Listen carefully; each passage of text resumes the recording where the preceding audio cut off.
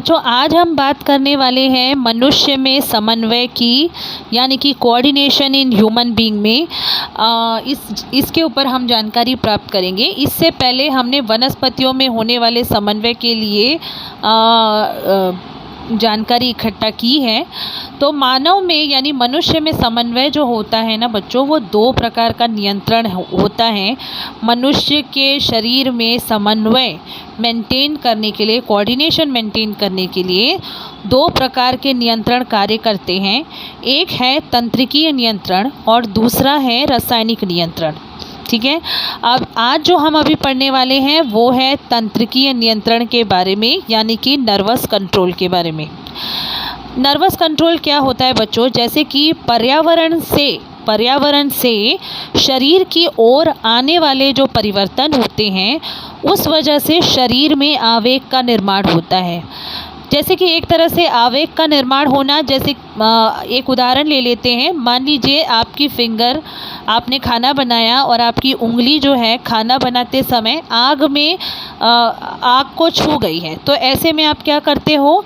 जब आप किसी भी गर्म वस्तु को छू लेते हो या आग से होकर आपका हाथ गुजर जाए, तो तुरंत आपका जो दिमाग है, आपका जो तंत्रिकीय नियंत्रण है, वो आवेग निर्मित करता है शरीर में, और जिस वजह से क्या होता है, आप तुरंत वहाँ गर्म वस्तु से अपना हाथ झटके से हटा लेते हो।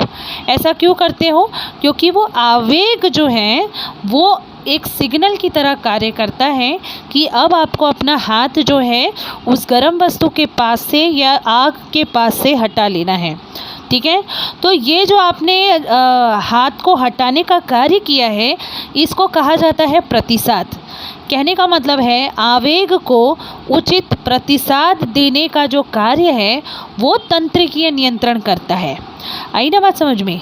आवेग जो निर्मित हुआ गर्म वस्तु को छूने पर, तंत्रिकीय नियंत्रण के द्वारा जो भी आवेग निर्मित हुआ उसे उचित प्रतिसाद देने का कार्य कौन करता है? तंत्रिकीय नियंत्रण करता है। अब ये जो तंत्रिकीय नियंत्रण होता है वो कई सारी तंत्रिका कोशिकाओं से मिलकर बनता है। एकाध तंत्रिका कोशिका से नहीं, कई सारी तंत्रिका कोशिकाओं से मिलकर यह कार्य होता है। बहुकोशिकीय प्राणी जो होते हैं, अर्थात ऐसे प्राणी जिनके शरीर में एक कोशिका से अधिक कोशिकाएं मौजूद होती हैं, ऐसे प्राणियों में तंत्रिकीय नियंत्रण करने की जो संस्थान मौजूद होती है वो काफ़ी जटिल होती है, बराबर।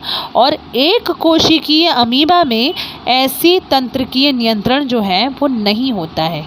एक कोशिकीय जो अमीबा होता है या पैरामीशियम होता है, उनके अंदर तंत्रिकीय नियंत्रण नहीं पाया जाता है। तो ये था बच्चों तंत्रिकीय नियंत्रण। ये तंत्रिकीय नियंत्रण जो है ये कई तंत्रिका कोशिकाओं से मिलकर बनता है। ओके, तो अब हम इस तंत्रिका कोशिका के बारे में पढ़ेंगे, यानी न्यूरॉन के बारे में पढ़ेंगे।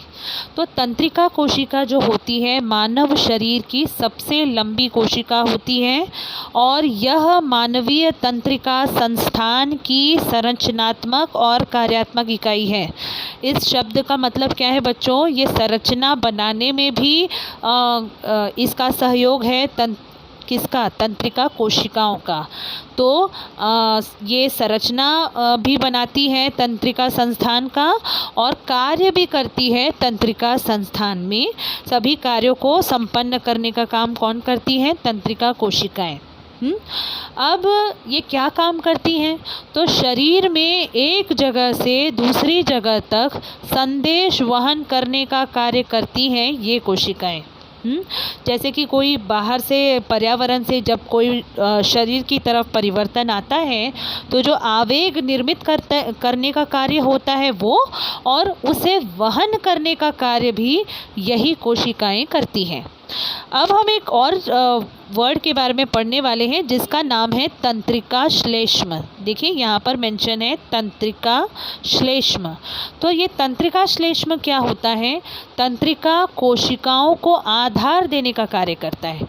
यही तंत्रिका कोशिका जो आवेग को निर्मित भी करती है और वहन करने का कार्य करती हैं, और इन्हीं कोशिकाओं से मिलकर बनता है हमारा तंत्रिका संस्थान, मानवीय तंत्रिका संस्थान इन्हीं कोशिकाओं से मिलकर बनता है।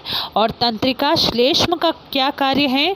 इन्हीं तंत्रिका कोशिकाओं को आधार देना, या ठीक है, आधार देना और साथ ही साथ उनके सभी कार्यों में सहयोग करना, उनके कार्यों में सहायता करता है तंत्रिका श्लेष्म। ठीक है, अब तंत्रिका क्या होती है? तो तंत्रिका जो होती है, तंत्रिका कोशिका और तंत्रिका श्लेष्म की सहायता से तंत्रिका बनती है। यानी कि दोनों के मिलने से तंत्रिका कोशिका और तंत्रिका श्लेष्म, इन दोनों की सहायता से तंत्रिकाएं बनती हैं। तो ये हमने अभी जानकारी इकट्ठा की न्यूरॉन के बारे में, यानी कि तंत्रिका कोशिकाओं के बारे में।